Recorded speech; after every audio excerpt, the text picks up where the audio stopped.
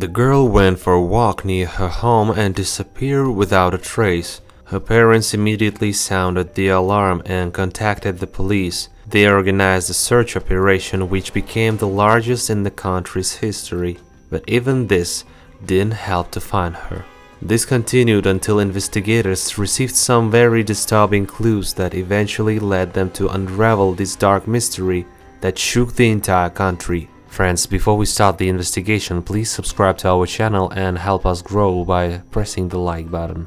April Jones was born on April 4, 2007 in a small British town called Mahenlet. It was a quiet and peaceful place with a population of just over 2,000 people, far away from major cities but popular with tourists. April was the youngest child in her family, with an older brother and sister. She attended the local school, liked to hang out with friends, ride her bike through the streets of their town, and enjoy swimming. In 2012, when the girl was 5 years old, she went to the first grade. April immediately began to excel in her studies, and her teachers recognized her intelligence and determination. On October 1, 2012, April went to swimming lessons and her parents attended a school assembly. Afterwards, she called a friend over to visit and her parents drove them home. The girls watched a cartoon and around 7 in the evening, April wanted to go for a walk. At first, her mom was reluctant to let the girl go outside as it was starting to get dark. However, April was eventually able to talk her into it. She had gotten excellent grades the day before, and her mom decided to let her go for a walk as a reward. The woman told her and her friend not to go too far from the house, and April left, taking her bicycle with her. About 20 minutes later, her mom went outside to call her daughter home. However, April was not there. The women immediately became anxious and went to check out the neighboring streets. The apartment complex was located on the outskirts of town and consisted of several apartment buildings, but she couldn't find her daughter. Soon she spotted her friend and asked where April had gone. She replied that a car had pulled up next to her and the girl had gotten in, after which the driver drove away. When the woman heard this, she panicked and immediately called the police. A few minutes later, the officers arrived at the house and first spoke to April's friend. She told them that the gray van was driven by a man with dark hair and a beard. She was able to get such a good look at him because the man got out of the car and helped April into the passenger compartment. Her mom said that the girl was diagnosed with mild cerebral palsy, so she wouldn't have been able to climb into the car on her own without help. April's friend also added one fact that seemed rather strange to her. According to her, the girl sat in the driver's seat. The police immediately realized it was probably a kidnapping, while the vast majority of cars in Britain are right-hand drive. It appeared to her friend that April was getting into the car on the driver's side. Police officers immediately requested backup and upgraded the case to critical status because they realized April had most likely been kidnapped. They organized a massive search operation and investigators put out an APB on the alleged kidnapper and his vehicle. The news quickly spread around the apartment complex and soon spread beyond its borders. Dozens of people came to the girl's house to take part in the search, but at the point it only made the work of the police more difficult, as they had to go through each apartment and interview all the residents. In the meantime, people started spreading the information about the girl's disappearance on the internet, and more concerned residents came to the house. Together with the police, they went to scour the streets of the city. Over the next few hours, the search operation grew to several hundred participants. The local garbage collection service also suspended operations as all of its employees went looking for April. Meanwhile, TV news station got involved and the girl's disappearance went national. Police officers reached out to the public, asking them to share any information that would help find her. They provided photos of her and then began receiving hundreds of tips.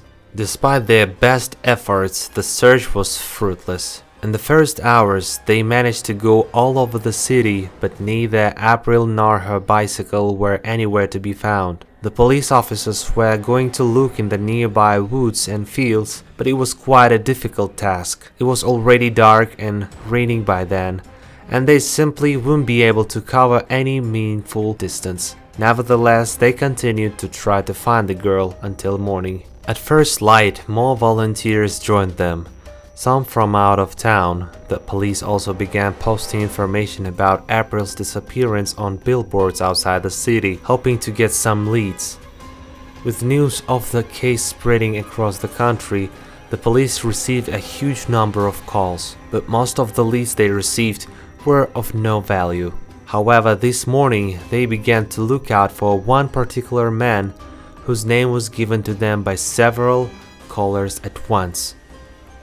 The local man's name was Mark Bridger. The cops were interested in him for several reasons. First, the man matched the description of the kidnapper.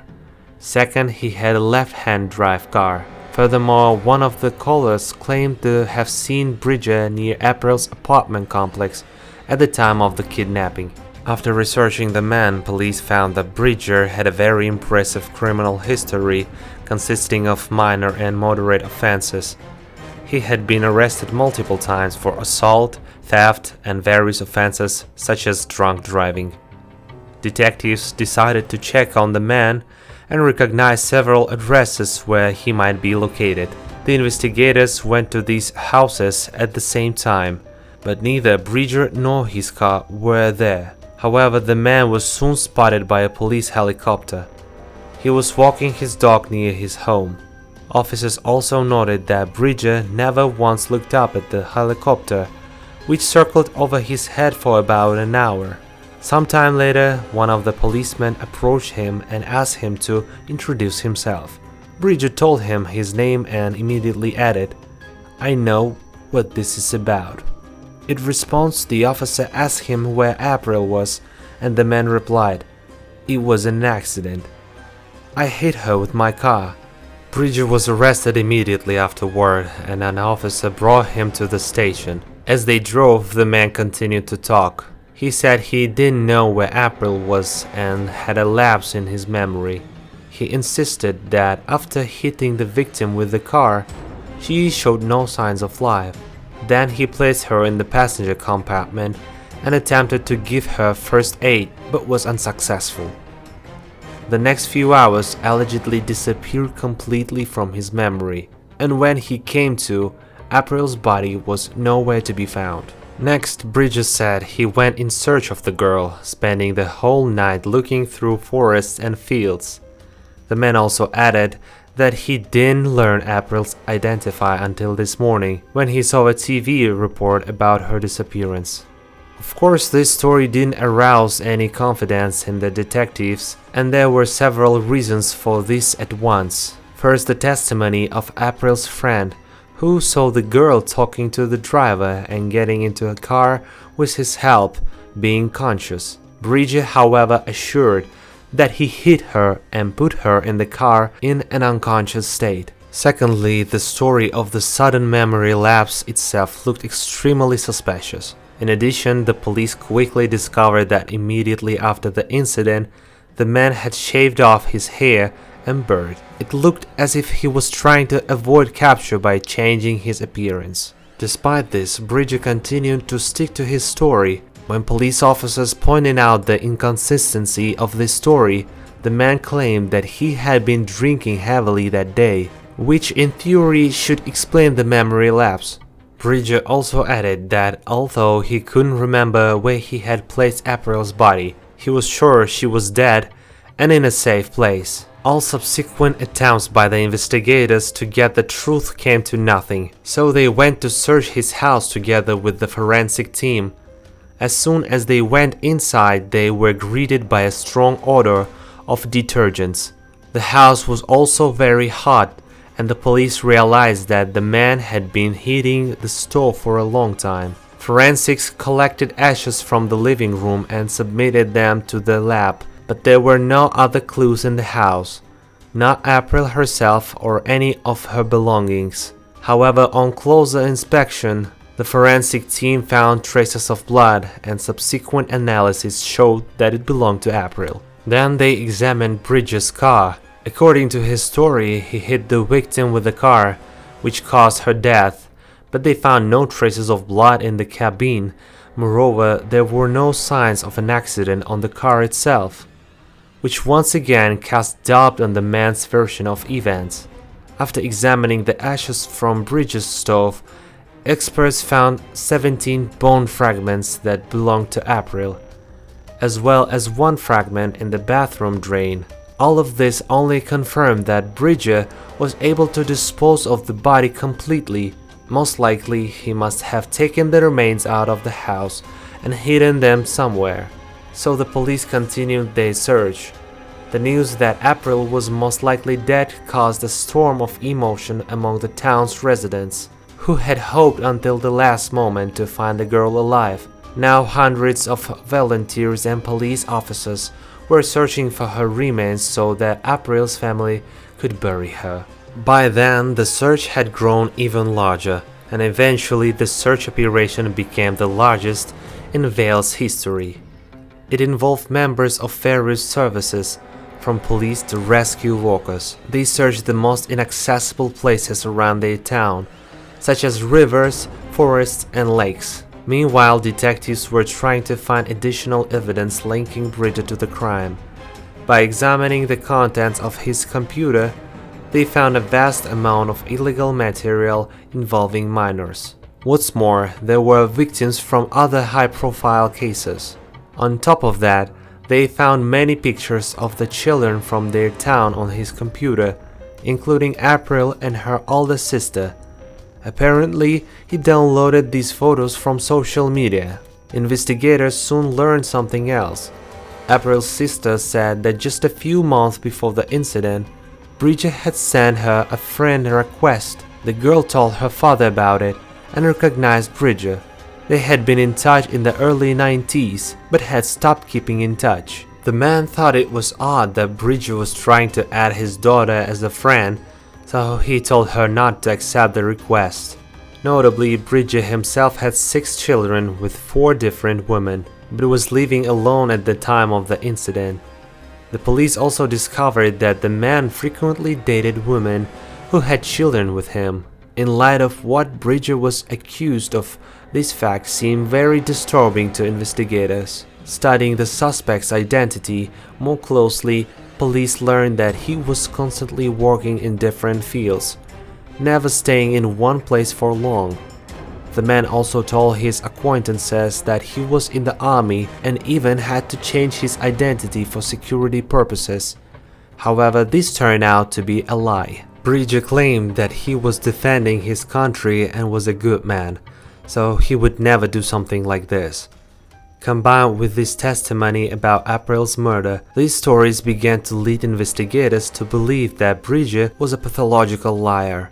Even though everything he said was easily refuted, he continued to insist.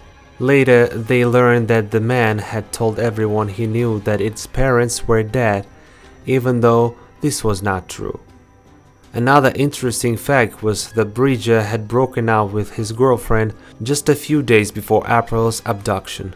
His acquaintances told investigators that the man was very upset about it. As a result, he started drinking heavily, which only made him worse. While examining his computer, police also discovered that just hours before the kidnapping, Bridget had texted 3 women asking them to meet, but they all declined. Then he opened prohibited material with minors of his computer. Despite the fact that his involvement was almost certain, detectives were still unable to locate April's remains. They repeatedly appealed to the public, hoping that someone might have seen the man or his car and that it would help reconstruct his possible routes. The day after the abduction, at around 9 a.m., he was seen walking along the bank of a local river. Detectives then learned that the man then drove to an auto repair shop to get his car repaired. According to the employees, he was acting rather strangely. All the residents of the city were already aware of April's disappearance and worried about the girl. But Bridget talked about what happened as if his own child was missing, almost crying. In this regard, the workers at the machine shop found it rather strange that the man was reacting so emotionally. Search parties concentrated their efforts along the river where the witness had seen Bridger, but they were still unable to find April's body. Realizing that they may never find him at all, investigators decided to charge the man with murder based on the available evidence. According to the police version, the man initially managed to persuade April to get into his car on some pretext, after which he took her to his home, abused and killed her. Then he proceeded to dispose of the body. Bridger had worked in a slaughterhouse for some time and had experience cutting up animal carcasses. He used his oven to dispose of the remains. However, experts agreed that they simply couldn't dispose of the whole body that way and had to dispose of some of the remains somewhere. Bridger was placed in jail pending the start of his trial, which was to take place in a few months. Throughout this time, search parties continued to work despite the deteriorating weather and lack of progress. The prosecutors doubted that they would be able to secure a conviction without the victim's body, but they had no plans to give up. In total, search teams combed an area of 60 square kilometers, but April's remains were nowhere to be found. In the end, her parents had to bury only the fragments they found at Bridger's house. In addition, they put some of April's belongings in the coffin. Hundreds of people came to the funeral, including people from the other cities. Everyone wanted to say goodbye to the girl, who had become like a relative to them during the search. In January 2013, 3 months after the murder, Bridger pleaded not guilty before a judge, but admitted that he was likely responsible for her death. At trial, he continued to maintain that he accidentally struck the victim with his car despite witness testimony and evidence. The man also insisted that he still can't remember where he hid the victim's remains. Yet Bridger claimed he was a good person and just wanted to help April after the accident. The trial lasted until the end of May, and he was eventually found guilty. Bridger received a life sentence without a parole, a very rare sentence in Britain. After the trial, he was transferred to a new prison, and shortly afterwards he was attacked by another prisoner. He stabbed him several times with a shiv, but the wounds were not fatal. Over the next few years, detectives periodically contacted Bridger, hoping he would still tell them where April's remains were. But the man continued to insist he couldn't remember anything. However, one day the police received a tip from another inmate. According to him, Bridger told him that he had dumped the girl's remains in the river near his home, but investigators had their doubts. If it were true, the body would likely have floated to the surface, and search parties have scoured that river for many kilometers from the city. A year after the verdict, Bridger's house was bought by the government, and in November 2014, the decision was made to demolish it. Hundreds of local residents, including April's parents, came to watch the destruction of the place that took their child's life. For April's father, it became another ordeal. He became seriously ill, and as a result, he lost part of his memory. When the man came to his senses, he started asking his wife why April didn't come to see him in the hospital, and the woman had to tell him all over again about what had happened to her. Thus, the man actually experienced the death of his daughter twice.